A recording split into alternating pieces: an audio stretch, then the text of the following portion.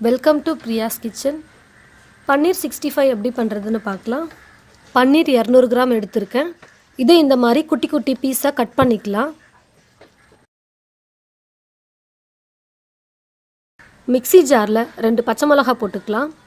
வெங்காயத்தால் நான் பச்சை மிளகா சைஸ்க்கு 2-3 கட் பண்ணி போட்டிருக்கேன்.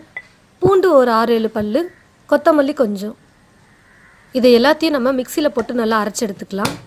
தயிர் 4 ஸ்பூன், மைதா மாவு 2 ஸ்பூன், கார்ன்ஃப்ளவர் மாவு 1 ஸ்பூன், அரிசி மாவு 1 ஸ்பூன், தனியாத்தூள் 1/4 ஸ்பூன், கரம் மசாலா தூள் 1/4 ஸ்பூன், சீரகத்தூள் 1/4 ஸ்பூன், மஞ்சள் தூள் 1/4 டீஸ்பூன், உப்பு தேவையான அளவு.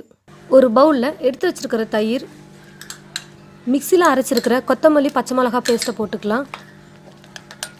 இது கூடவே மைதா மாவு, கார்ன்ஃப்ளவர் மாவு, அரிசி மாவு எல்லாத்தையும் நல்லா மிக்ஸ் பண்ணிக்கலாம். இப்போ இது கூட எடுத்து வச்சுருக்கிற மஞ்சள் தூள், கரம் மசாலா தூள், சீரகத்தூள், தனியாத்தூள், உப்பு எல்லாத்தையும் போட்டு நல்லா மிக்ஸ் பண்ணிக்கலாம். கட் பண்ணி வச்சுருக்கிற பன்னீரை இதில் போட்டுக்கலாம். கட் பண்ணி வச்சுருக்கிற பன்னீரை இதில் போட்டு நல்லா மிக்ஸ் பண்ணிக்கலாம்.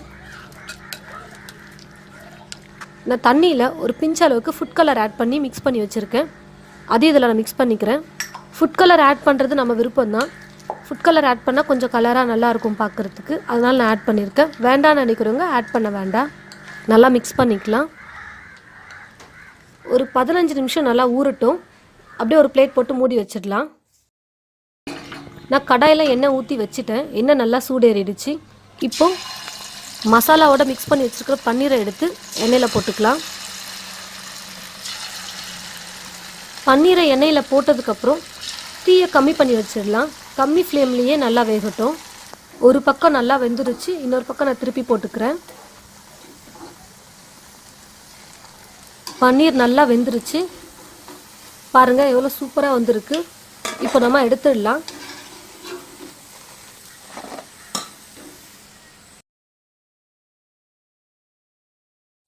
ஸ்டவ் மேலே ஒரு கடாய் வச்சுக்கலாம். கடாய் நல்லா காஞ்சதும் கொஞ்சமாக எண்ணெய் ஊற்றிக்கலாம். எண்ணெய் நல்லா சூடேறதும் நான் 8 பல் பூண்டு கட் பண்ணி வச்சுருக்கேன், அதை போட்டுக்கிறேன். அது கூடவே 2 பச்சை மிளகா கட் பண்ணி வச்சதையும் போட்டுக்கிறேன். ஒரு மீடியம் சைஸ் வெங்காயத்தை நான் கட் பண்ணி வச்சுருக்கேன், அதையும் போட்டு நல்லா வதக்கிக்கலாம். உப்பு கொஞ்சமாக போட்டுக்கலாம். வெங்காயம் நல்லா வதங்கினதும் நான் 1 ஸ்பூன் தயிர், 1/4 ஸ்பூன் வெறும் மிளகாத்தூள், 1/4 கப் வெங்காயத்தாள், இதை எல்லாத்தையும் நான் நல்லா போட்டு வதக்கிட்டேன். இது கூட நம்ம எண்ணெயில் பொரிச்சு எடுத்து வச்சுருக்கிற பன்னீரை போட்டுக்கலாம். எல்லாம் நல்லா ஒன்றா சேர்கிற மாதிரி நல்லா மிக்ஸ் பண்ணிக்கோங்க. 1 நிமிஷம் நல்லா வதக்கிக்கலாம். பன்னீர் 65 ரெடி ஆகிடுச்சு. இப்போ ஒரு பிளேட்டில் மாற்றிக்கலாம். நம்ம பாருங்கள் எவ்வளோ சூப்பராக பன்னீர் 65 ரெடி ஆகிடுச்சுன்னு. கண்டிப்பாக வீட்டில் ட்ரை பண்ணி பாருங்கள். ட்ரை பண்ணி பார்த்துட்டு எப்படி இருக்குன்னு கமெண்டில் சொல்லுங்கள். மறக்காமல் மற்றவங்களும் பார்க்கணுன்னு நினச்சிங்கன்னா ஷேர் பண்ணுங்கள். பிரியாஸ் கிச்சன் சேனலை சப்ஸ்கிரைப் பண்ணுங்கள். தேங்க்யூ.